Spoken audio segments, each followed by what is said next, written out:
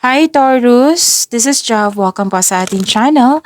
By the way, Taurus, this is your second half of the month of October from October 15 to 31, 2025. Gamitin ang reading na ito bilang gabay lamang. Kung naka-resonate kayo, comment down. Tandaan, Taurus, ito ay channel reading. Kunin nyo lang po kung ano ang naka-resonate sa iyo. This is for you, Taurus.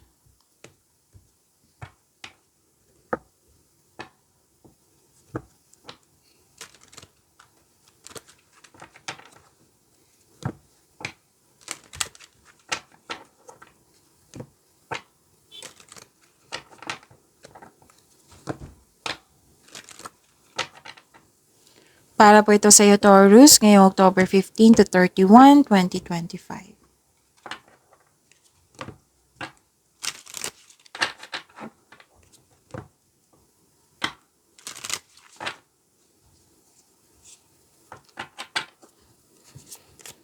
Angel number pa para kay Taurus.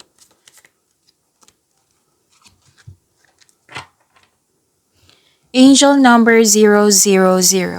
Sabi po dito, you are one with the Creator and there are no limits to what you can achieve. You have the ability to create something new and incredible in your lifetime here on earth. So to attract more blessings,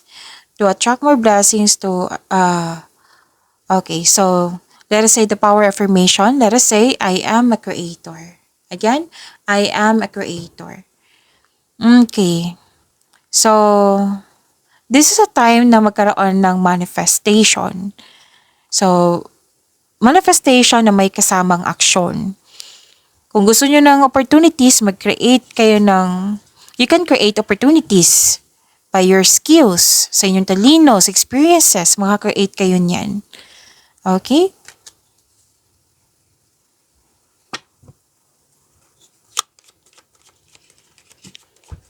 Maraming salamat po sa inyong patuloy na suporta, sa mga nag-donate, sa mga hindi nag-skip ng ads, maraming salamat po.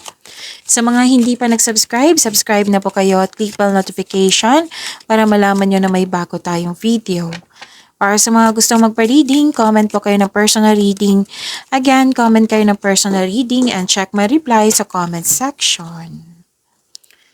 Okay. May dumating, pwedeng bisita or kayo ang bisita or di kaya opportunity ito na bibigyan mo siya ng agarang aksyon o reaksyon. May nakita rin ako ditong usapin tungkol sa education, teacher, student. Oo, or pwede din nag-self-study kayo, nag-aaral, nagbasa ng libro sa internet para may makuhang learnings and clarity. At may malalaman kayong sekreto. Self-love, romance, attraction, and affection, andito po.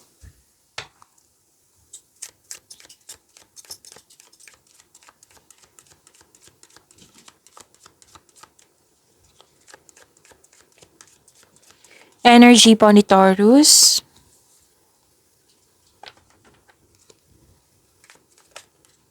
Okay, so this is 3 cards.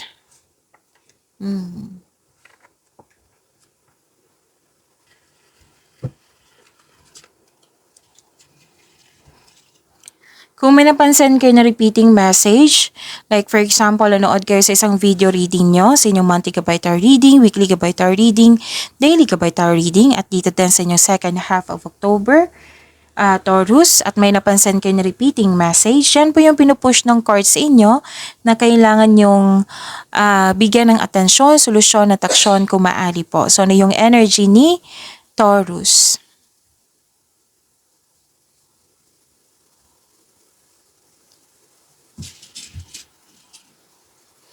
So this is success and enjoyment. Dalawang card po mismo nagsabi dito. Success and enjoyment. A time of enjoyment and you're feeling safe. Naging wais ka din sa pag-handle ng iyong connection, ng iyong relasyon, pwede din sa kaperahan. Hindi ka madamot at the same time, masaya ka makatulong sa kapwa mo. May plano kayong magbakasyon at bigyan ng oras ang sarili mo. And sabi ng iyong card, deserve mo ito dahil naging masipag ka sa iyong daily routine. May nakita rin ako ang promotion po dito. Oo, pwedeng pagtaas ng kita, sweldo, allowance, or ng iyong posisyon. And sabi dito, may luck po. May luck po, L-U-C-K. So claim niyo po. Lahat ng tinanim mo nagbubloom. And you've been doing great job to love yourself, which is lumabas din po siya dito. Self-love. Okay? So, financial security is yours. Sabi ng iyong card na relax lang, enjoy. Enjoy mo yung achievement mo. Take a break. Para sa pagbalik mo, recharge ng energy mo, work and wait. You still be abundant after a well-deserved vacation. Ang ilan sa inyo, nag-decorate, nag-renovate ng bahay, nagbakasyon. So, you are focused on what brings you the most peace. Mas pipiliin mo na yung inner peace.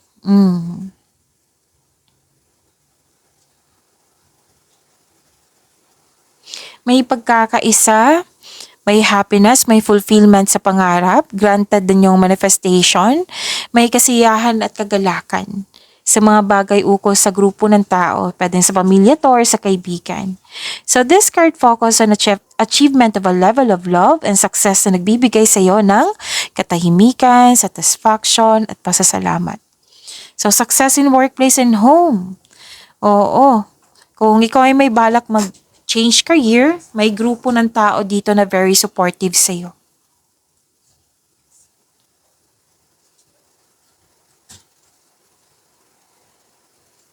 So, nagkaroon ng determination, maraming ideas na bibigyan mo ng aksyon. May magaganap na importanteng pag-uusap or confrontation sa isang tao. Malakas din yung intuition mo. So, makinig kayo sa inyong intuition kasi ito yung magagabay sa iyo patungo sa right path, patungo sa success. At napansin din ng ibang tao at napapansin mo rin na may improvement sa iyong communication skills.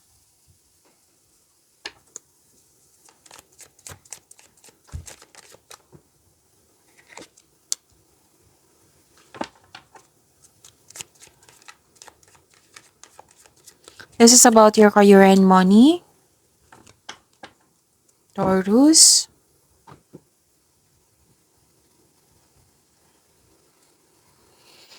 Nakikita ko dito, nagkaroon po ng... Okay. Parang dismayado ka sa current position mo. Pero may promotion naman ako nakikita dito. Kailangan mo lang labanan yung nararamdaman mo. Kasi may boredom kasi ako nakikita dito. Alalahanin mo yung inspiration mo sa buhay para ma-motivate po kayo. Okay? Umiwas po daw kayo sa toxicity. Sabi ng iyong card dito, Taurus. Umiwas kayo sa toxicity or bumuo kayo ng diskarte upang makuha ang gusto mo.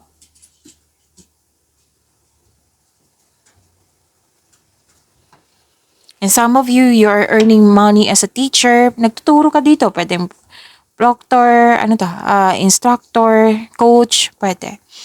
And some of you, balik eskwela. Na lumabas siya dito. Na you're going back to school. Parang mag-masteral or board exam. Or di kaya'y anak mo to.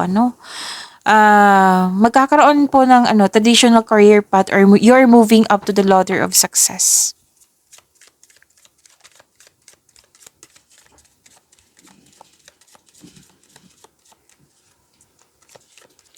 Love life, self-love, partnership, and romance ni Taurus.